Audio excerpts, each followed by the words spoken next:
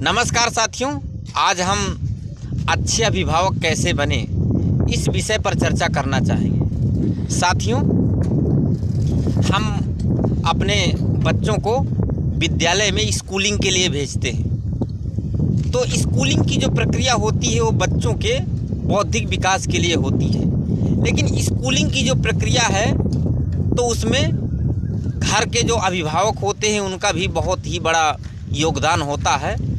तो अभिभावकों का क्या उत्तरदायित्व है अपने बच्चों के प्रति, आज इसके बारे में हम चर्चा करेंगे कि अच्छे अभिभावक कैसे बने, अच्छे अभिभावक के लक्षण क्या होते हैं।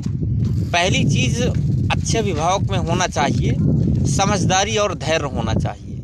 अर्थात बच्चों की समस्याओं को, बच्चों की जो भी गतिविधियां होती हैं बहुत ही समझदारी से समझें और धैर्यपूर्वक उनका निराकरण निकालें। तो पहली चीज़ ये होना चाहिए। दूसरा, बच्चों को सकारात्मक मार्गदर्शन की ओर प्रशस्त करें। कोई भी नकारात्मक बिंदु बच्चों के सामने आता है तो उसको सकारात्मकता के रूप में परिवर्तित करें। जैसे एडिसन की माँ ने एडिसन को जब स्कूल से बाहर निकाला गया तो उन्होंने सकारात्मक वे पर कहा कि बेटा, आपके लिए लगता है ये स्कूल आपके योग्य नहीं है। तो ऐसा उन्होंने सकारात्मक मार्गदर्शन दिया था। तीसरा बिंदु आता है, कई अभिभावक जो होते हैं तो तीसरे बिंदु पर गलतियां करते हैं और फिर बाद में यह कहते हैं कि हमारा बच्चा ठीक नहीं है पढ़ाई में। तो मेन समस्या ये होती है कि बच्चों को समय नहीं दिया जाता। जब बच्चों को समय नहीं मिलता है तब बच्चे अपने पथ से, अपने सही मार्ग से डिस्ट्रैक्ट हो जाते हैं। जब बच्चों में डिस्ट्रैक्शन आ जाता है तो वही बच्चे पढ़ाई में अपना ध्यान केंद्रित नहीं कर पाते हैं। और अगली चीज़ आती है कि बच्चों के साथ हमारा जो संचार होता है, संचार कौशल या आपसी बातचीत करना, तो इस चीज़ को भी नहीं समझ पाते हैं या ये चीज़ नहीं हो पाती है। इस वजह से बच्चे अपने मार्ग से डिस्ट्रैक्ट होते हैं। अगला पॉइंट आता है प्रेरणा और समर्थन। अर्थात बच्चों को लक्ष्यों को निर्धारित करना सिखाइए और उन लक्ष्यों को कैसे छोटे छोटे सेगमेंट में या कैसे छोटे छोटे वे पर।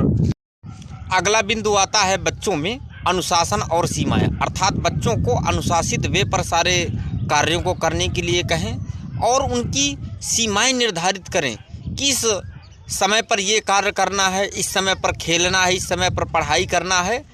तो इस प्रकार से यदि बच्चों का समायोजन किया जाएगा तो निश्चित तौर पर बच्चे सही मार्ग में ही बने रहेंगे, उनमें विचलन नहीं होगा।